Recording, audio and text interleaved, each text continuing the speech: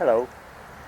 Shanti Mark Koppikar for the first time came to Poland, to Wrocław, to lead satsangs and a retreat.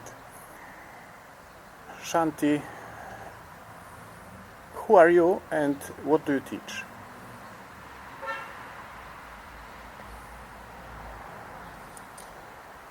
Who are you? You put this question yesterday already. Yes. This is the most decisive question you can put ever. And as I told you yesterday, I am you. I am consciousness, which is in everybody. Same consciousness. No difference. And referring to teachings, sometimes I call this teachings, but in fact it's not a teaching, it's just words coming from my mouth, reaching an open heart or not an open heart. So, since these are not teachings, so what do you do? I'm doing nothing, definitely. I'm just being here in this moment, watching what happens, not only outside of this body, but also with this body. So this is very interesting to just watch what happens in this moment. And doing this, Yes. consequently, for the rest of my life. And what is the, maybe I would say, benefit of just watching this moment? The benefit is freedom, totally being free, and also being free of fears. Because if you stay to this moment totally, you need not have fear from anything.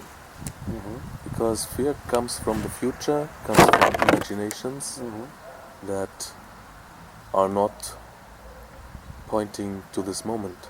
You came to Wrocław to lead a satsang, yes? On a very superficial level, yes.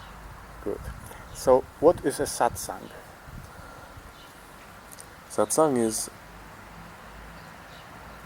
meeting truth, a so-called somebody is meeting the true self. So ego meets true self Yes. and is invited to disappear in the endless freedom and empty. So, ego has to be invited to disappear, because by itself it doesn't want to disappear. Oh, many egos nowadays want to disappear. They have a strong longing to vanish totally. And then if they get the invitation of satsang, they feel attracted by their heart. And then they meet truth in satsang, and then they can see, now I can bow my head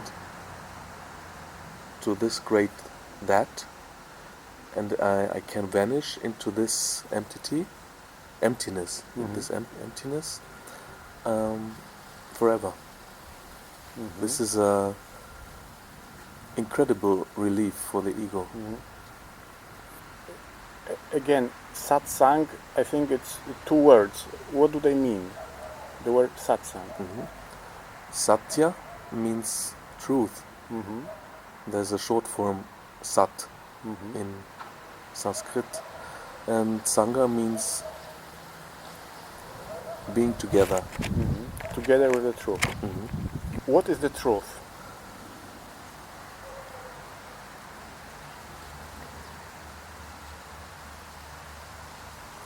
The truth is the miracle of your being. Why a miracle? Because you cannot see it. if I cannot see it, I don't know if it exists. You can know that it exists because you are it, but you cannot see it. Like the fish does not see the water. Even more close. That's the right direction. Okay. It's more close. Like you cannot see your face if you have not a mirror.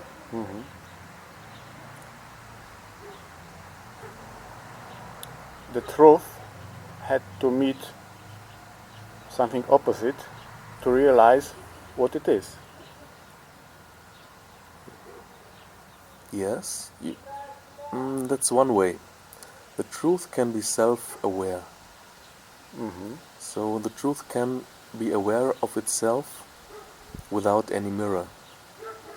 This is what we call nirvana. Why do we come here and stay in this illusion for so long?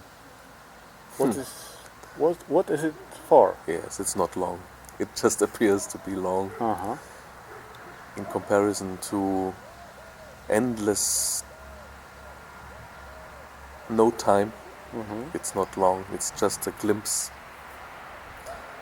But this illusion is made like this. We think this is a very long time. We think these are thousands of incarnations. And this is another miracle. How the truth can involve itself into a game like this. For me, this is more the miracle than enlightenment. Enlightenment is just our natural state of being, but to be able to involve into a game like Lila or Samsara even, this is cool. How it happened with you that you got enlightened? You put very demanding questions. Yes. I like it. Because on a very true level, I have to say there has not been any enlightenment. Yes. Because this is also part of the illusion. But many people who will watch it, they are in the illusion. Okay. So we need to use the words which fit them. As you know from the last satsangs, I tend to be very straight in Poland. I don't know why. I told you, you seem to be prepared very well here in this country, somehow. But okay, referring to the ego state, enlightenment happens. And referring to my ego state that I was in, it happened after a very long search for God in the Christian context.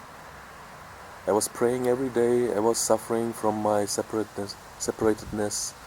I was longing for God, unity with God, like you do in the Christian context. And then, after many years, I met in a totally different surrounding, the total moksha, the freedom from the ego.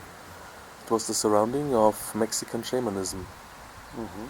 And in one ceremony of this shamanism, I woke up totally and never fell asleep again. And then, as you say, enlightenment, this was not enlightenment yet. In my terms, enlightenment is something that gradually deepens and deepens, and after a while of very deep integration of all the personal stuff into your full awakening, you can speak about enlightenment. So, to be awakened is not yet enlightenment. So, comparing to other spiritual teachers like Eckhart Tolle, we could say he's awakened.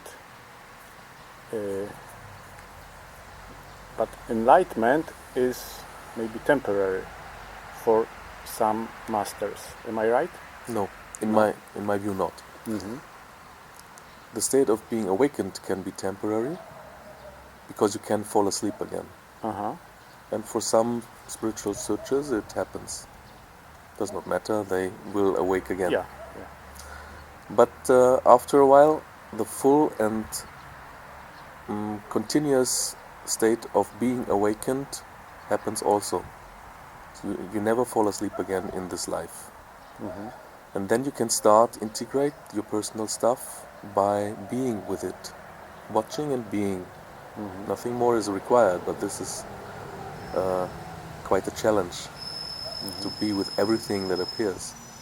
And if you do that, this is a process that goes into what I call enlightenment. And enlightenment does not go away. Enlightenment is your natural state of being. That was before ego state and is after ego state. If we watch it from the standpoint of the ego.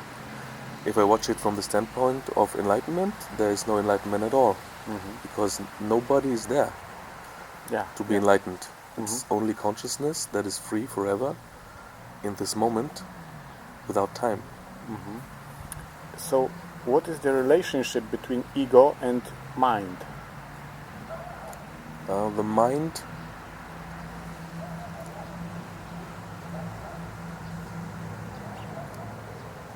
is a way of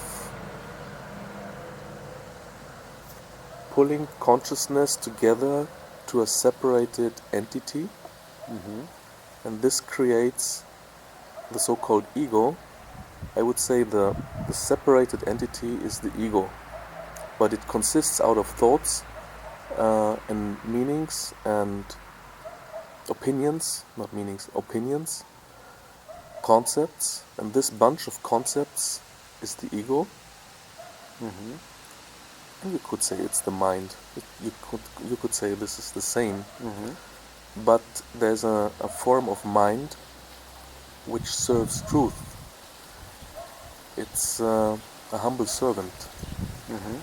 And maybe this is not anymore ego. This is devotee. This is not... I would say ego is not a servant to truth. Ego is arrogant. It says, I am something special, I am somebody special.